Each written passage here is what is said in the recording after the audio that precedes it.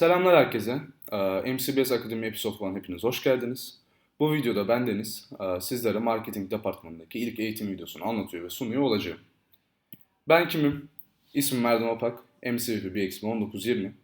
Bu sene bu dönemde genel merkezde pazarlamadan sorumlu koordinatör olarak görev almaktayım. Direkt olarak marketing departmanındaki ilk videomuzda neler anlatacağımıza geçelim. Marketing nedir? Marketing aslında ikinci cümleye de bakacak olursak marketingi tanımlayan en iyi anahtar kelime aslında prosestir. Biz potansiyel müşterilerimizi yani 18-30 yaş arasındaki gençleri ya da birlikte çalıştığımız partnerlerimizi, şirketlerimizi, NGO'larımızı vesaire düşündüğümüzde bu insanların ya da toplulukların, organizasyonların, şirketlerin prosesinin başlatan departmanız. Yaptığımız aktivitelerle, sahip olduğumuz operasyonel objektiflerle aslında customer flow'umuzu hem B2B taraflı hem de B2C taraflı düşündüğümüzde customer flow'umuzu visitor'dan complete'e kadar olan bu insanların ve şirketlerin Isaac journey'lerini düşündüğümüzde visitor statüsündeyken onlara bizim ürünümüzü, servisimizi sunarak aslında onların interestlerini arttıran, attraction'larına sahip olan departmandır. Bu sebeple aslında 18-30 yaş arasındaki gençler ve şirketlerin Isaac ürünlerini ve hizmetlerini ilk olarak duydukları, ilk olarak gördükleri departman marketing departmanı olduğu için ve marketing aktivitelerinden duydukları ve gördükleri ve attract oldukları için marketing departmanı marka savunucusu, koruyucusu lakaplarında almış bulunmaktadır. Kısaca aslında bizim yaptığımız işler sahip olduğumuz ürün ve hizmetleri hangi topluluklarla anlaşma yaparak satabiliriz? Hangi topluluklara promote etmemiz gerekebilir? İlk önce bunun research'ını oluşturmak. Bir buyer persona çıkarmak diye düşünebilirsiniz. Hangi okullardaki, bölgelerdeki 18-30 yaş arasındaki öğrencilere ya da gençlere ulaşmalıyım ve hangi ürünlerimi satmalıyım? Researching kısmına giriyor aslında. Promoting kısmına girense kelimeden de çok rahat bir şekilde anlayabileceğiniz üzere ürün ve hizmetlerimizi proper bir şekilde düzgünce ve en açık yoluyla şirketlere, organizasyonlara, kurumlara ve 18-30 yaş arasındaki potansiyel müşterilerimize, genel olarak potansiyel müşteriler diyeceğim bu andan itibaren, potansiyel müşterilerimize ulaştırmak ve promote etmek. Distributing kısmı olarak da aslında hangi kanallar üzerinden biz potansiyel müşterilerimize ulaşabiliriz? Hangi kanallar üzerinden ürünlerimizi ve hizmetlerimizi en doğru ve en açık yolla anlatabiliriz, promote edebiliriz ve research edilmelerini sağlayabiliriz. Ve en sonunda aslında marketing departmanının yaptığı potansiyel müşterilerine ulaştığında ya da potansiyel müşteriler marketing departmanına ulaştığında satış kısmını, ürün ve hizmetleri satış kısmını sağlıyor. Aynı zamanda üçüncü cümleye de bakacak olursak set of institutions, process for creating, communicating'i sağlamak, delivering ve exchanging offerings yani exchange offer'ları oluşturmak, customers, clients, partners ve society at large diyebiliriz. Marketing departmanını Isaac marketingi olarak düşündüğümüzde marketing departmanını B2C ve B2B olarak ikiye ayırmamız mümkündür. B2C operasyonu ve B2B operasyonu olarak. B2C operasyonunda yani business to customer kısmında bizim sattığımız ürünler Global Volunteer, Global Talent, Global Entrepreneur yani OGX apartmanları için yani bizim buradaki aslında buyer personamız, ulaştığımız potansiyel müşterimiz 18-30 yaş arasındaki genç topluluklar, aynı zamanda Global Home, AGV departmanının host ihtiyacını ve EP'lerin burada konaklama ihtiyacını sağlayabilmek için sattığımız ürün ve aynı zamanda üye kayıtlarının B2C taraflı çekilmesi eski ismiyle aslında Global Leader ürünümüz. Bunu hangi yollarla yapıyoruz? Grant aktivitelerimizde yapıyoruz, dijital aktivitelerimizde yapıyoruz ve PR aktivitelerimizde yapıyoruz. Grant deyince aklımıza direkt olarak zaten üniversitelerde açtığımız standlar, üniversite kulüpleriyle, üniversite içerisindeki kulüplerle, üniversite içerisinde katıldığımız eventler, sınıf sunumları vesaire gelirken dijital anlamda direkt olarak sosyal medya kanallarında yaptığımız paylaşımlar, postlar, kontentler ve dijital reklamlar aklımıza geliyor. PR'da da PR aktiviteleri de aslında Biz bu ürünümüzü satmak için en doğru, uygun potansiyel müşteriyi nerede bulabiliriz? B2C taraflı konuşuyorum. Ve bu müşteriyi hangi organizasyonlardan, kurumlarla partnerlik kurarak ulaşabilirim bu müşterilere? Aslında PR aktivitelerinin en büyük amaçlarından bir tanesi en uygun müşteriyi üniversite dışında bulabilmek. B2B taraflı konuşacak olursak, yani business to business taraflı operasyonu konuşacak olursak, bizim sattığımız iki tane main product'ımız var. Bunlar da Global Talent ve Global Entrepreneur. Yani ICX taraflı olarak düşünebiliriz bu kısmı. Ayrıca şubeden şubeye göre aslında değişse de bazı şubelerimizde, bazı birimlerimizde IGV taraflı NGO anlaşmalarında B2B olarak adlandırıldığı o B2B operasyona girdiğini tabii ki de söyleyebiliriz.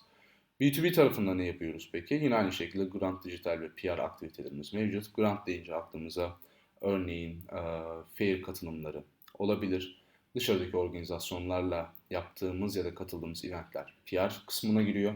Dijitalde de yine LinkedIn, Facebook, Google Ads gibi kanallar üzerinden verdiğimiz reklamlar, paylaştığımız kontentler, paylaştığımız postlar dijital kısmına girmektedir.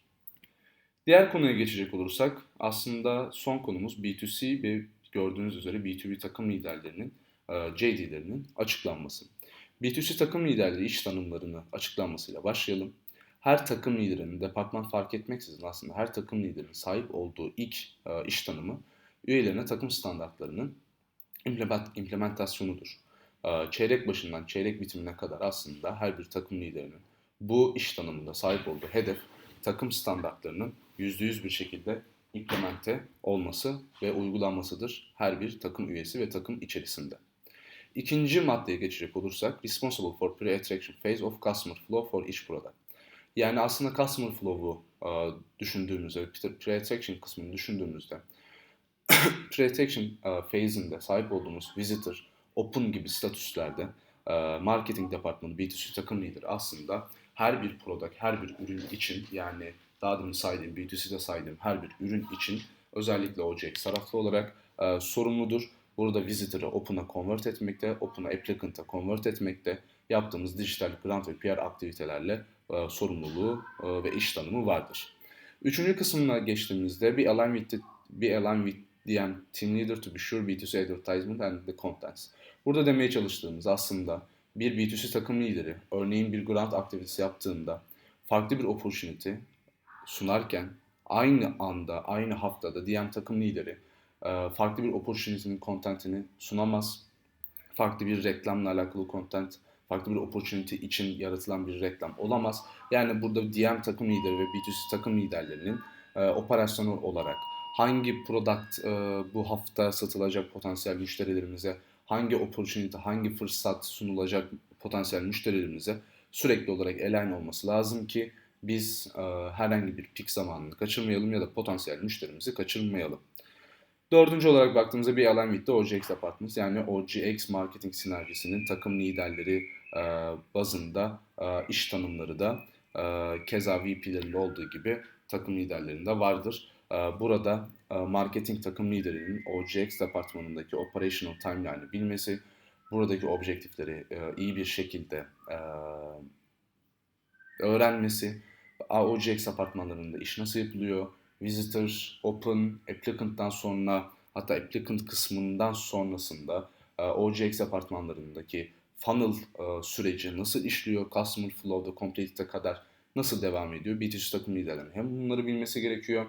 Aynı zamanda bir standa, bir grant aktiviteye katıldığında B2C takım liderinin o zaman kendi şubesinde, biriminde bulunan OGX apartmanlarının fokuslarını ve önceliklerini iyi bir şekilde bilip o fokus ve önceliklere göre ürünlerini promote ya da opportunity'leri promote etmesi gerekiyor. Sondan ikinci, Researching and Participate B2C Events Outdoor Activities. Burada B2C Events'te ilk olarak tabii ki de aklımıza okul. Burada yapılan PR aktiviteleriyle aslında hem sınıf sunumlarına katılması iş tanımlarından bir tanesi. Aynı zamanda okullarda stand açılması da ve buna participate etmesi de iş tanımlarından bir tanesi. Eventler sadece okullarda değil, tabii ki de dış kaynaklı yapılan PR aktiviteler sonucunda oluşturulan e, anlaşmalar ve partnerlikler sonucunda outdoor aktiviteleri de yapılabilir ki son zaten iş tanımımız Establish and Maintenance of Universal and PR Partnership for B2C diyebiliriz. B2B takım liderinin iş tanımlarına geçtiğimizde yine ilk başta anlattığım gibi Team Standards B2B takım lideri iş tanımı olarak da ilk sırada kendine yer bulmuş durumda. İkinci olarak Arranging and Attending B2B Events Fairs with the BD Teams. Burada bizim önerimiz aslında B2B takım liderinin BD takım liderleriyle birlikte B2B eventlerini, B2B fairlerini araştırması ve en uygun fuarlara, en uygun eventlere, buyer personayı da aslında gözeterek birlikte katılınması ve standlar açması ve standlarda fair kısımlarında şirketlerle attraction yaratılması.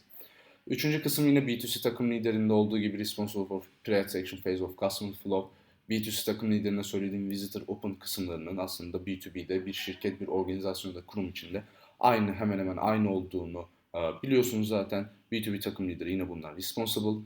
Aynı zamanda B2B physical advertisements kısmından da responsible ve be aligned with the DM team leader to be sure for the advertisement and the contents. Yine burada B2C takım liderinde açıkladığım DM B2C takım lideri sinerjisi, DM B2B takım lideri sinerjisi için de geçerli. Yani DM'in verdiği B2B'de hangi sub product ya da product'a reklam verecekse o hafta önceliğe göre verecekse B2B takım lideri de ona göre eventlere katılmalı, ona göre fairlere katılmalı ya da buna göre PR çalışmalarını sürdürmeli.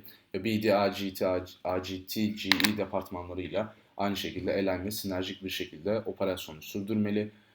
Kopuk olmamalı ve aynı zamanda customer flow'da visitor'dan open'a geçtikten sonra organizasyon, kurum ya da bir şirket customer flow'da nasıl devam ediyor, funnel'da izlediği yol ne, BD AGT'nin yaptıkları ne, objektifleri ne, bunları da iyi bir şekilde bilmeli B2B takım lideri. Ve son olarak da aslında PR aktiviteleri, PR partnershipleri B2B için burada bir şirketle anlaşma ve direkt olarak open oluşturma değil. Aslında burada işte bir startup datasına ulaşma ya da ihracat, ithalat yapan şirketlerin başı olan bir organizasyonla anlaşma, etkinliklere katılma, şirketlerin de içinde bulunduğu etkinliklere katılma ya da şirketlerle birlikte bir etkinlik yapma JD'si diyebilirsiniz burada. Anlatacaklarım bu kadar. Umarım açıklayıcı olmuştur. Marketing nedir? Kısaca bundan bahsetmeye çalıştım. B2C, B2B olarak hangi ürünleri satıyoruz? İzlediğimiz yollar ne? Main olarak ve B2C ve B2B takım liderlerinin iş tanımları ne? Bunlardan bahsetmeye çalıştım. Umarım açıklayıcı olmuştur.